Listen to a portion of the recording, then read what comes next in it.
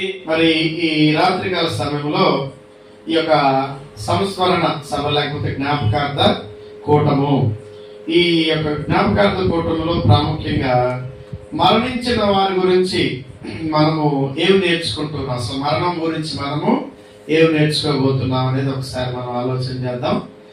మరణము అనేది దేవుడు ఈ భూమి మీద ఎలా తీసుకొచ్చాడు అని ఒకసారి మనం ఆలోచన చేస్తే, ఆదికాండం 2:17 ఏదెను తోటలో మరి దేవుడు ఒక ఆజ్ఞ ఇచ్చాడు. ఆదాముకి అవ్వకి ఒక ఆజ్ఞ ఇచ్చాడు. ఏంటది? ఏదెను తోటలో తోట మధ్యలో 2 చెట్లు ఉన్నాయంట. ఏంటవి? మంచి చెడులను తెలియజేసేటువంటి వృక్ష ఫలాలు. రెండవ వృక్ష ఫలాలు ఏంటంట? జీవ వృక్ష ఫలాలు. ఈ 2 ఉన్నాయి. అయితే మరి దేవుడు చెప్పిందాకా ఆదాము అవ్వలు ఆగకుండా మీరు వాటిని తినుదినమున నిశ్చయముగా చనిపోతారని చెప్పేసి దేవుడు వారితో చెప్పాడు. అంటే ఎందుకు ఇక్కడ దేవుడు వారిని తినొద్దన్నాడంటే, వాస్తవానికి ఇది ఎలా ఉంటుందంటే, మనం వంట చేసి మన పిల్లలను తినొద్దు అని అన్నామనుకోండి, ఆ ఉద్దేశం ఏంటి? వాళ్ళ మీద ప్రేమ లేక కాదు.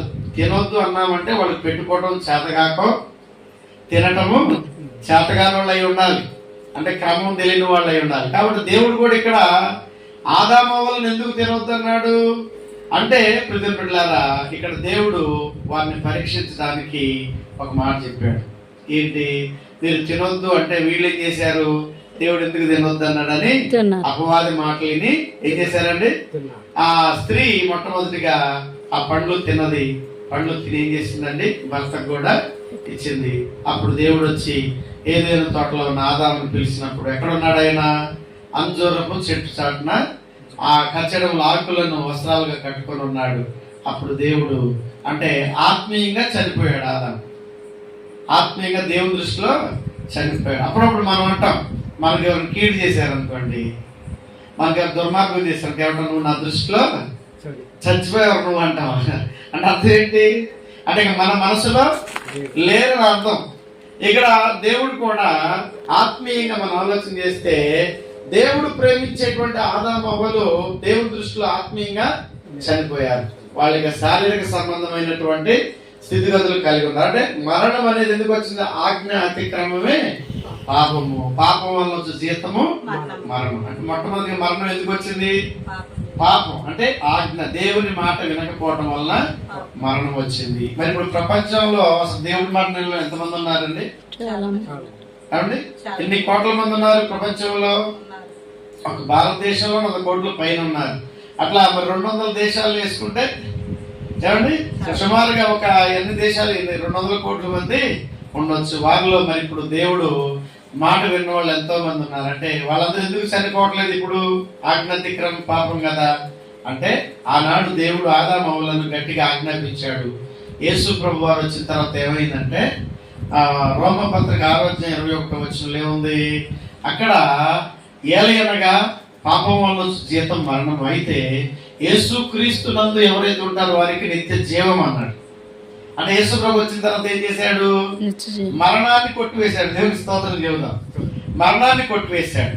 అంటే ఈ మరణాన్ని తీసివేయడానికి ఈ దేవుడు ఏం చేశాడు? తన కుమారుని లోకానికి పంపించాడు.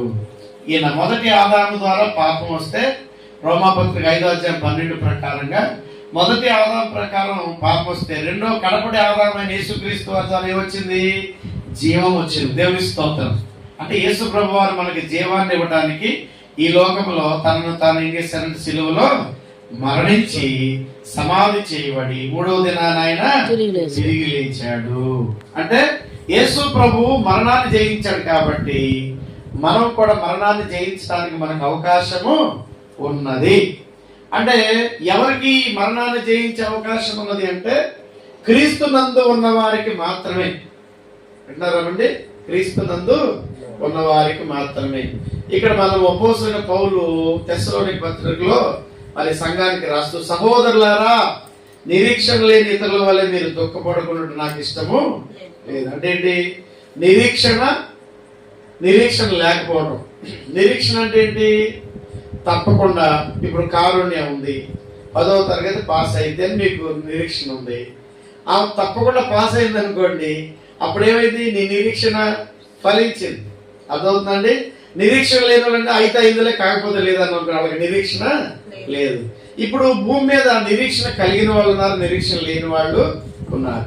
నిరీక్షణ కలిగిన వాళ్ళు ఎవరంటే యేసు ప్రభు మనకి ఇస్తానన్న పరలోక రాజ్యం కొరకు ఎదురు చూసేటువంటి వారు నిరీక్షణ కలిగిన వారు. క్రీస్తు రక్తం చేత కడగబడిన వారు నిరీక్షణ కలిగిన వారు. రాజ్యం కొరకు ఎదురు చూసేటువంటి వారు నిరీక్షణ కలిగిన వారు. కాబట్టి దేవుడు రెండోసారి వస్తాను వాగ్దానం చేసే ఆర్భాటముతో, ప్రధాన దూత శబ్దముతో, దేవుని బోరతో పరలోకం నుండి ఆయన దిగి వస్తానన్నాడు. అయితే ఆయన వచ్చేటప్పుడు ఒక విషయం జరుగుతుందండి. ఏంటది? మొట్టమొదటిగా దేవుడు దేనికోసం వచ్చాడు? పాపులను రక్షించుటకు క్రీస్తు యేసు లోకమునకు వచ్చెను అని 1 తిమోతి 1:15 వచనాల్లో రాయబడి ఉంది. మొట్టమొదటి రాకడలో దేవుడు పాపుల కోసం వచ్చాడు, పాపుల కోసం చనిపోయాడు, పాపులను రక్షించాడు. ఓకేనా? ఇప్పుడు రెండోసారి దేనికి వస్తున్నాడు ఆయన? పాపుల కోసం రావట్లా. ఎవరి కోసం వస్తున్నాడు? ఇప్పుడు పాపాలను తీసివేసుకొని రక్షణ పొంది క్రీస్తు కొరకు జీవించే వాళ్ళ కోసం మాత్రం ఆయన వస్తున్నాడు. అందుకని ఆర్భాటముతోను, ప్రధాన దూత శబ్దంతో, దేవుని బోరతోను ప్రభు పరలోకం నుండి రాబోతూ ఉన్నాడు. వచ్చేటప్పుడు ఎవరిని పైకి లేపుతాడంట ఆయన? క్రీస్తు నందుండి మృతులైన వారిని. ఎవరైతే చనిపోయే వరకు క్రీస్తు కొరకు బ్రతుకుతారో, ఎవరైతే కుడికి గాని ఎనక గాని తొలగిపోకుండా ఆత్మీయ జీవితాన్ని కాపాడుకుంటారో, ఎవరైతే మేలు చేస్తారో, ఎవరైతే ఇతరులను ప్రేమ కలిగి ఉంటారో వారిని దేవుడు ఏం చేస్తాడు? జీవ పునరుద్ధానంలోనికి తీసుకొస్తాడు. అదే పరలోకము. దేవునికి స్తోత్రం కలుగును గాక. అర్థమవుతుందండి? మరి మనం కూడా క్రీస్తునందు ఉండాలి. ఇప్పుడు వజ్రమ్మ గారు చనిపోయారు. మరి ఆమె ప్రభువు నమ్ముకుందో లేదో మనకైతే తెలియదు, నాకైతే తెలియదు. ప్రభు నమ్ముకుందని చెప్తున్నారు కాబట్టి క్రీస్తునందు ఉన్న వారు ఏం చేస్తారంట?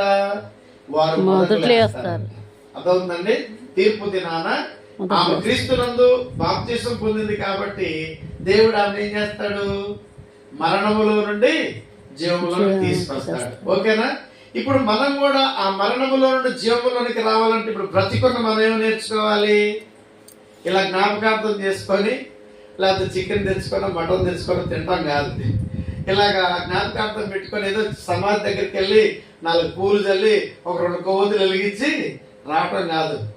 మనం ఏం నేర్చుకోవాలంటే ఆమె ఎలాగ క్రీస్తుని నమ్ముకొని నూతన జీవం కొరకు ఎదురు చూస్తుందో మనము కూడా క్రీస్తుని నమ్ముకునే వారిగా ఉండాలి. అంటే కుటుంబంలో మీరిద్దరు దేవుని నమ్ముకున్న వాళ్ళే. రాబోయే కాలంలో ఆ చిన్న బిడ్డ కూడా ఏం చేయాలి? ప్రభువులోకి రావాలి. అలాగే ఇంకా అనేక మంది ప్రభువులోకి రావాలి. ఈ యొక్క జ్ఞాపకార్థ ప్రార్థన దేనికోసం అంటే లోకములో నశించిపోతున్న అనేకులను మనం దేవునిలోనికి మళ్ళించడానికి ఈ ప్రార్థన. కాబట్టి ఒక ధనవంతుడు పాతాళంలోకి వెళ్ళిన తర్వాత ఏమంటున్నాడు? తండ్రి అయిన అబ్రహామా, అయ్యా నా నాలుక తడపటానికి లాజర్ను పంపాయా అని చెప్పేసి అన్నప్పుడు ఏమన్నాడు? నీకు మాకు మధ్య అగాధము ఉన్నది, అక్కడ వాళ్ళు ఇక్కడికి, ఇక్కడ వాళ్ళు అక్కడికి రావడానికి అవకాశము లేదు అన్నప్పుడు అప్పుడు పశ్చాత్తాపడుతున్నాడు. ఇప్పుడు ఎక్కడ పశ్చాత్తాపడుతున్నాడు అండి? ఎక్కడ పశ్చాత్తాపడుతున్నాడు? పాతాళంలో పశ్చాత్తాపడుతున్నాడు. అక్కడ పోయే ఉపయోగం ఉందా? ఏమండి? ఇప్పుడు హాస్పిటల్కి పోయాక డాక్టర్ గారు కదా కన్నా ఇక్కడ ఉన్నప్పుడు ఆరోగ్యాన్ని మనం కాపాడుకుంటే మంచిది కదా. ఇప్పుడు ఈ ధనవంతుడు కూడా ఏం చేశాడు? పాతాళానికి వెళ్ళిన తర్వాత పశ్చాత్తాపడుతున్నాడు. అంటే అక్కడ ఆయనకి రక్షణ అనేది దొరకదు ఇక. కాబట్టి ఆయన తెలుసుకున్నటువంటి నీతి ఏంటంటే, అయ్యా ఇక్కడ నేను ఎంత వేడ్చినా నాకు రక్షణ దొరకదు కాబట్టి నాలాంటి దౌర్భాగ్యులు, నాలాంటి దుర్మార్గులు ఇంకా భూమి మీద 5 ఉన్నారయ్యా, వాళ్ళని రక్షించడానికి సేవకులను పంపించు. ఈరోజు ఈ ప్రార్థన కూడా మీకోసమే కాదు, మీ కుటుంబంలోకి ఎవరైనా రక్షణ లేని వారు ఉంటే వారి కోసం కూడా ఈ ప్రార్థన అవసరం. కానీ నేను చెప్తున్నాను, ఇలాంటి ప్రార్థనప్పుడు దేవుడిని ఎరగడం పిలవాలి. పోతే పోయిన 100 రూపాయల 500 రూపాయల పలహారం పెట్టైనా సరే రక్షణ లేని వారిని ఏం చేయాలి? మనము దేవుని మాటలు వినేటట్లుగా మనము వారిని పిలవనంపాలి. ఇదే గొప్ప కార్యం. అదవుతుందమ్మా, ఆత్మల భారం కలిగిన పని. కాబట్టి ఈ రాత్రికాల సమయంలో మరి యేసుక్రీస్తు వారు పాపములను తీసివేయడానికి వచ్చి ఆయన ఏ విధంగా మరణించి సమాధి చేయబడి మూడో దినాన తిరిగి లేచాడో, మరి క్రీస్తునందు ఉండేటువంటి వారందరూ కూడా ఏం చేయాలి? వాళ్ళు కూడా రాకడ సమయంలో ఒక నిరీక్షణతో ప్రభువునందు వారు కూడా నూతన జీవం కలిగి పునరుద్ధాన అనుభవంలోనికి రావాలని మనస్ఫూర్తిగా కోరుకుంటున్నాను. మరి కొరింథీయులకు రాసిన పత్రికలో, ఓ మరణమా నీ ముళ్ళు ఎక్కడా, నీ విజయం ఎక్కడ అన్నాడు దేవుడు. అదవుతుందండి. మరణం ముళ్ళు ఏంటంటే పాపమే. పాపముకున్న బలము ధర్మశాస్త్రం. కాబట్టి ఇప్పుడు మనం పరలోక రాజ్యంలో చేరాలంటే మనం పాపం ముళ్ళు ఏం చేయాలండి? విరవబడాలంట.